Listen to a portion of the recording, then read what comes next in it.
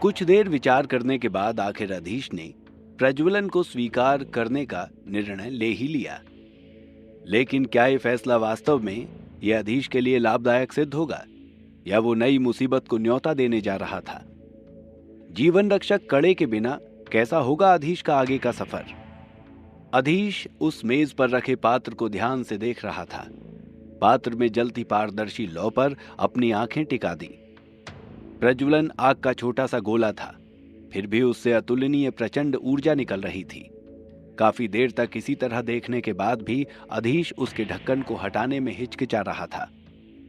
अब एक नया विचार उसके मन में चल रहा था। मैंने प्रज्वलन हासिल तो कर लिया है, लेकिन उसे विकसित करने का तरीका कैसे पता करूं? ये एक बड़ा प्रश्न था। त्रिमान ने भी उसे इस बारे में कुछ नहीं बताया था, एक छोटा सा संकेत तक नहीं। आखिर अधीश ने पात्र का ढक्कन हटा ही दिया। ढक्कन के हटते ही एक जोरदार कंपन उसके हाथ में महसूस हुआ। संकेत चिन्हों की कई कतारें जुगनुओं की तरह कमरे में चारों ओर फैलने लगीं। ये रहस्यमय संकेत चिन्ह कुछ देर हवा में तैरते रहते, फिर अधीश के शरीर में समा जाते। अधीश ने अपने शरीर में एक ज्वलंत शक्ति महसूस की, जैसे कि वो आग की लपटों के समुद्र में पूरी तरह से डूबा हुआ हो। एक ऐसी अप्रिय अनुभूति से वो गुजर रहा था जिसका वर्णन नहीं किया जा सकता था।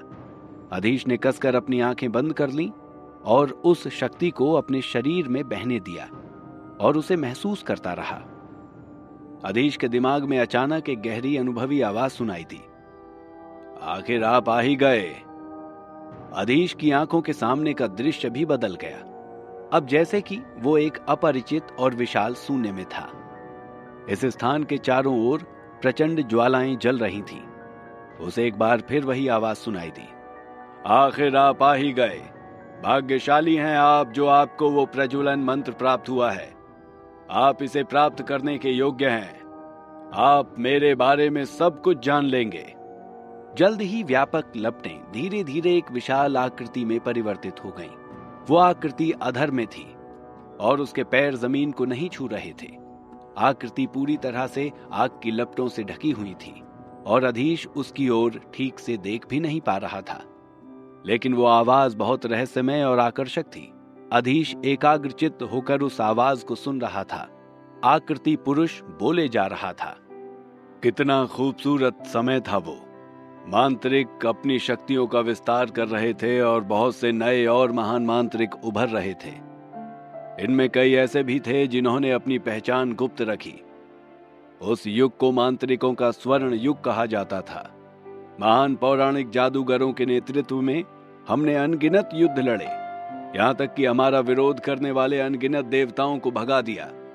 उन सभी में सबसे मजबूत प्रकाश के देवता के अलावा जिन्होंने डटकर विरोध किया, इस दुनिया में कोई देवता नहीं बच सका। औषधि, रसायन, संकेत चिन्ह, अंधेरी शक्ति, यहां तक कि इस दानव जैसी शक्ति को भी पूरी तरह से विकसित किया गया था। जब ये दुनिया उन महान मांत्रिकों के नए प्रयोगों के लिए छोटी पड़ने लगी, तो हमने समय के नए और विचित्र आयामों को खोजना शुरू किया। कुछ नए आयाम और नए क्षेत्र बसाए। कोई भी हमारा विरोध करने की हिम्मत नहीं रखता था। एक के बाद एक महान मांत्रिक अस्तित्व में आ रहे थे। मैंने भी एक महान पौराणिक मांत्रिक की मदद से आखिरकार अपने स्वयं के लिए एक सर्वश्रेष्ठ मंत्र को समेकित किया। मैं एक सच्चा पौराणिक मांत्रिक बन गया, जो शक्तिशाली देवताओं के बराबर ही शक्तिशाली था। तब महान और आश्चर्यजनक रूप से शक्तिशाली एक मांत्रिक निखिल चंद्र के नेतृत्व में मांत्रिकों ने एक के बाद एक आयाम जीतकर अपने नाम किए। हम सोचते थे कि हम करोड़ों आयामों के स्वामी हैं। हम सच्चे सर्वोच्च प्राणी थे, सबसे नायाब और महान। लेकिन तभी हम एक भारी मुसीबत में पड़ गए। हम एक अविश्वसनीय रूप से विशाल आयाम तक पहुंच गए थे। हमने सोचा था कि ये संसाधनों और धन के अंतहीन प्रभाव से भरा था, लेकिन हमें पता नहीं था कि वहां वास्तव में राक्षस निवास करते थे। वे असली राक्षस थे, राक्षस जो देवताओं की तुलना में कहीं अधिक भयानक थे। उस भयानक आयाम में एक युद्धपोत, आकाश से भी बड़ा युद्धपोत निर्मित किया गया था, जिसमें अंतरिक्ष को भी जीतने की भयानक शक्ति थी। अनगिनत जादूगरों का नाश हुआ और यहाँ तक कि महान मांत्रिक भी मारे गए, यहाँ तक कि अग्नि को जीतने वाले सर्वोच्च मांत्रिक भी। लेकिन मैं एक कायर था, मैं डर गया। असंख्य मांत्रिक वहां युद्ध करते रहे और मैं अपनी जन्मभूमि इस दुनिया में वापस लौट आया।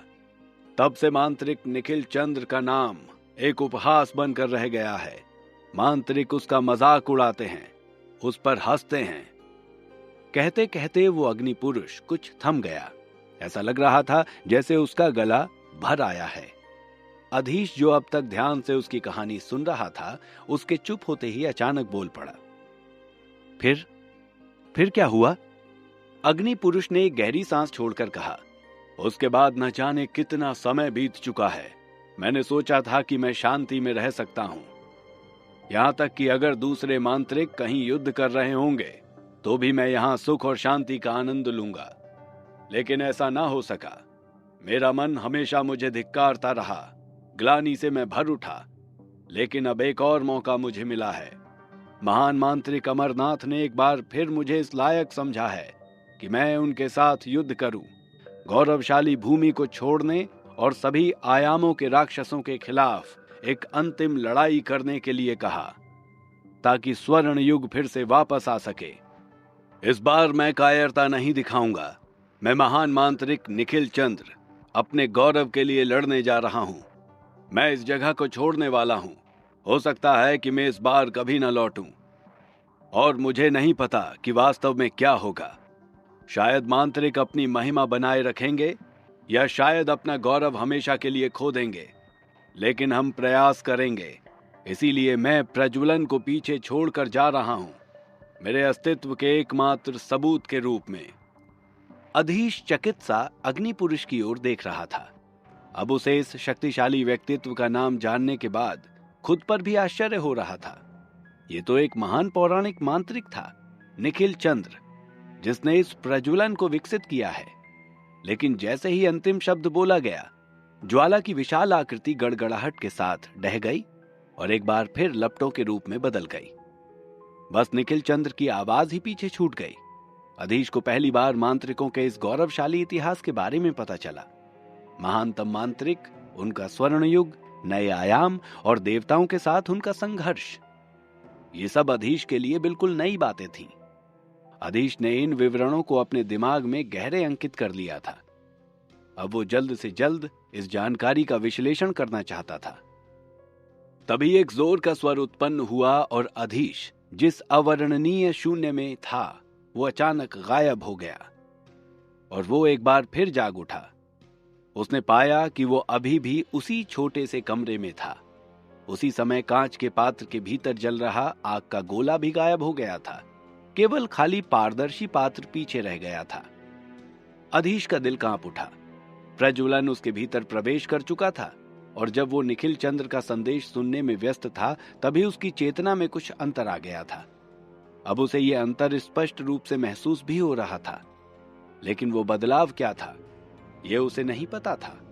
वो बहुत अधिक बेचैन और अजीब महसूस कर रहा था। तभी उसके शरीर से एक असहनीय ताप निकलने लगा। अधीश ने तुरंत आंखें बंद कर लीं और ध्यान लगाकर अपनी चेतना में झांका। प्रज्वलन ने उसकी चेतना में प्रवेश कर लिया था और उसे पता तक नहीं चला। अब प्रज्वलन उसके बाकी के दोनों अग्नि मंत्रों पर हावी होने की कोशिश कर रहा था। अधीश ने गहरे ध्यान की अवस्था में ही अपनी चेतना में कुछ बदलाव किए और बड़ी मुश्किल से दोनों मंत्रों को अलग किया, लेकिन अब भी वो प्रज्वलन को नियंत्रित नहीं कर पा रहा था। इसके लिए कठिन अभ्यास और अनुशासन की जरूरत थी, लेकिन एक बार यदि ये स्थिर हो जाए तो उसे महान मांत्रिक बनने से कोई रोक नहीं सकता। अधीश ने इस बारे में सोचा, अपनी सारी दिमागी शक्ति जुटाई और तेजी से इसे प्रज्वलन में प्रवाहित कर दिया। अग्नि की एक तीव्र ज्वाला चक्र की तरह उसकी समूची चेतना में घूमने लगी थी और अधीश ने एक बार फिर अपना होश खो दिया। समुद्र तल के नीचे एक अनजान जगह पर बने इस छोटे से कमरे में अधीश बेहोश पड़ा था। उधर वायु भवन में बाहर से आए हुए बहुत से मांत्रिक एकत्र हुए थे।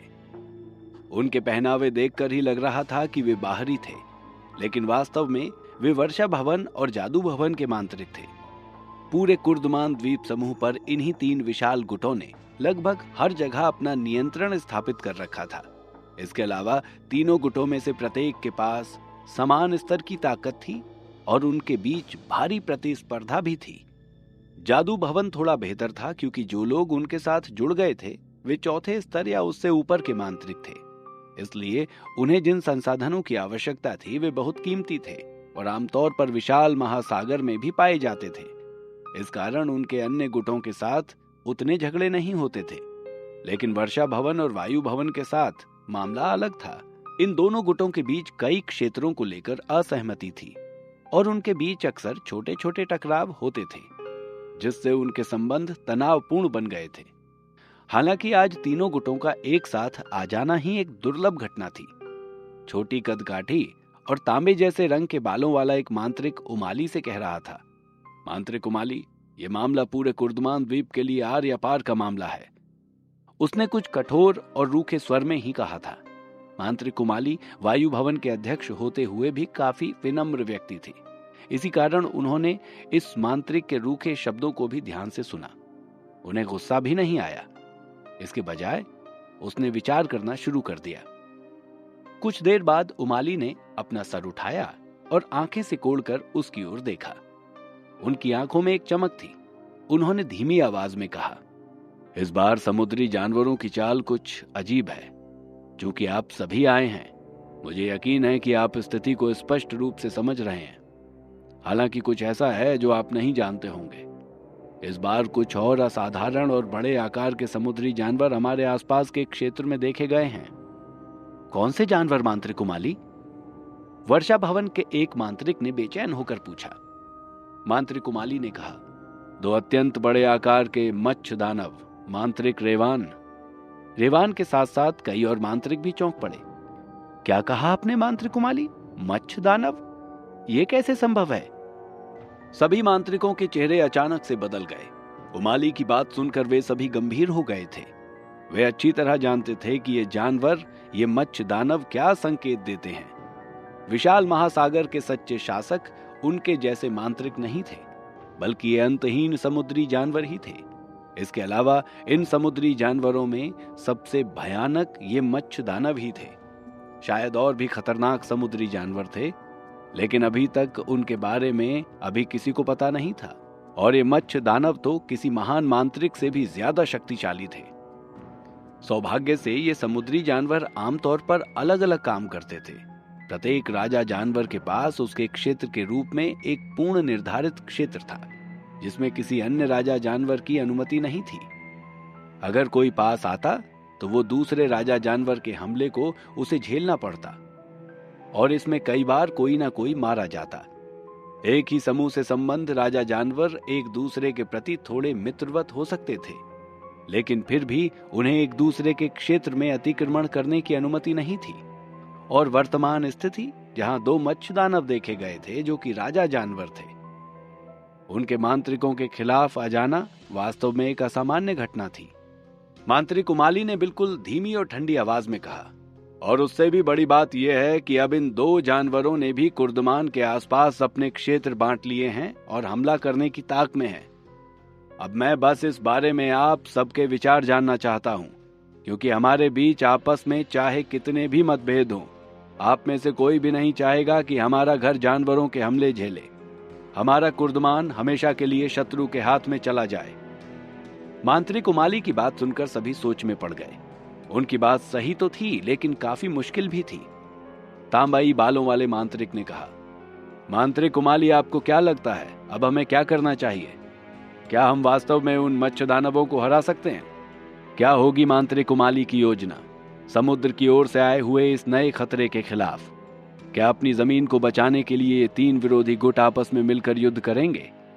कब टूटेगी अधीश की बेहोशी और कब वो धरती पर वापस लौट सकेगा? जानने के लिए सुनते रहिए द मजिशियंस सीक्रेट, सिर्फ और सिर्फ पॉकेट एफएम पर।